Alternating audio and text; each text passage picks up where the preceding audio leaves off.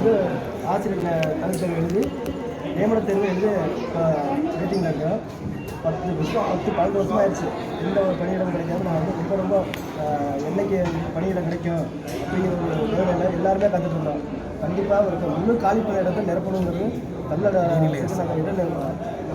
தமிழகத்தில் உள்ள காலியாக உள்ள இடைநிலை ஆசிரியர் பணியிடங்களை முழுமையாக நிரப்ப தமிழக அரசு நடவடிக்கை எடுக்க வேண்டும் என்று இன்றைக்கு மாண்புமிகு தமிழ்நாடு பள்ளிக்கல்வித்துறை அமைச்சர் அவர்களுக்கு கோரிக்கை மனுவை அளித்துள்ளோம். அவர்களும் முதலமைச்சர் அவர்களிடம் தெரிவிக்கிறோம் என்று உறுதியளித்துள்ளார்கள். 12 வருடங்களாக நான் பல மனுக்கள் கொடுத்துருக்கோம். சில சந்திப்புகள் நடந்திருக்குது. ஆனால் எதுவுமே வந்து வழி இல்லை. ஒரு ஆசிரியர் ஒரு மாற்றுத்திறனாளி நான் வந்து எனக்கு இன்றைக்கி மாற்றுத்திறனாளி ஆசிரியர் உருவாகிட்டுன்னா எனக்கு ஒரு ஆசிரியர் சொல்லிக் கொடுத்ததுனால நான் வந்து ஒரு மாற்றுத்திறனாளி ஆசிரியர் வந்திருக்கேன். அவங்க சொன்னாங்க, நீ 12 வருஷம் என்ன எடுக்க போகிற அப்போ நீங்கள் சொல்லுங்கள் அப்படின்னு சொல்லி கேட்டேன். அவங்க சொன்னாங்க, நீ ஆசிரியர் அந்த பணியில் சேரு, உனக்கு நான் சொல்லிக் கொடுத்தேன், அது மாதிரி நீ ஒருத்தருக்கு சொல்லிக் கொடு அப்படின்னு சொல்லி சொன்னதுனால நான் அவங்களுக்கு இன்னுமே ஒரு என்ன சொல்லுங்கள், எனக்கு பென்சில் பிடிச்சி எழுத தெரியாது, அந்தளவுக்கு அவங்க எதுவும் சொல்லிக் கொடுத்தாங்க.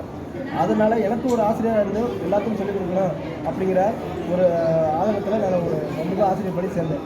இன்ன வரையும் அதை எப்படா நம்ம ஒரு அரசு பள்ளிக்கு போவோம், எல்லா மாணவர்களுக்கும் சொல்லிக் கொடுப்போம் அப்படிங்கிற ஒரு வேண்டுகோளோட இன்னமும் காத்துட்ருக்கேன். எல்லாருமே தமிழ்நாடு ஃபுல்லாக எல்லாரும் காத்துட்ருக்காங்க. இந்த மாதிரி மாற்றத்தினால நிறைய பேர் இருக்கிறாங்க. நான் வந்து சொல்லியிருக்கேன், சில பேர் வெளியில் இருக்காங்க, என்ன சொல்ல முடியாது. அதனால் மீண்டும் ஒரு அரசுக்கு தெரிவிக்கிறது, தமிழகத்தில் பல பள்ளிகள் காலியாக உள்ள இடைநிலை ஆசிரியர் பணிகளை முழுமையாக எல்லாமே நிரப்பி எங்களோட வாழ்வாதாரத்தை காக்க வேண்டும் என்று தமிழக அரசுக்கு கோரிக்கை வைக்கிறோம். என் பேர் சிவா, திருச்சி மாவட்டம் பெரியப்பட்டி.